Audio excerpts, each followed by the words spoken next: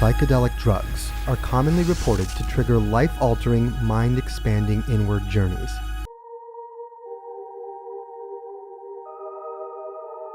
This is a demonstration of cellular intelligence. Whoa. So this is the tip of the proverbial mycelial iceberg. And I just want people to suspend their disbelief. Terence and Dennis both came up with a stoned ape theory. Psilocybe cubensis. It's a very large mushroom. You're hungry, you're with your clan, you consume it, and then 20 minutes later you are catapulted in this extraordinary experience. Psilocybin substitutes as serotonin, becomes a better neurotransmitter, activates neurogenesis. It causes new neurons to form, new pathways of knowledge. So that's the stoned ape hypothesis, and it speaks to a mystery that the human brain, basically the brain cavity doubled in size in about 2 million years. Some people say as less than 200,000. Psychedelics, when used wisely, have the potential to help heal us, help inspire us. In the 1950s and 60s, psychedelic research flourished all over the world and showed great promise for the fields of psychiatry, psychology and psychotherapy, neuroscience, and the study of mystical experiences. But psychedelics leaked out of the research settings and began to be used by the counterculture and by the anti-Vietnam War movement.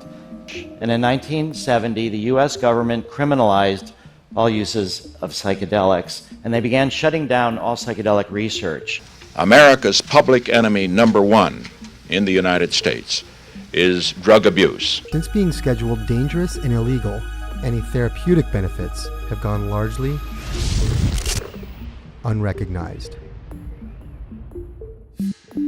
Mental health treatment hasn't changed in generations, limited primarily to psychotherapy and a broad drug class called SSRIs, or selective serotonin reuptake inhibitors. So there's been no new drug in psychiatry essentially since SSRIs back in the 1980s. These drugs have varying results, often with side effects, and can be seriously habit-forming. Once you get on one SSRI, they've got you for life pretty much.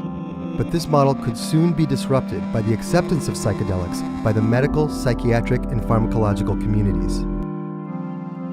But most importantly, psychedelics gave me this feeling of our shared humanity, of our unity with all life. And other people reported that same thing as well. Now, half a century after the ban, we're in the midst of a global renaissance of psychedelic research.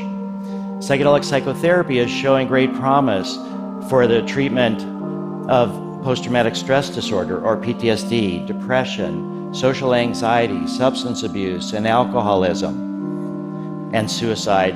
Psychedelic psychotherapy is an attempt to go after the root causes of the problems with just relatively few administrations, as contrasted to most of the psychiatric drugs used today that are mostly just reducing symptoms and are meant to be taken on a daily basis.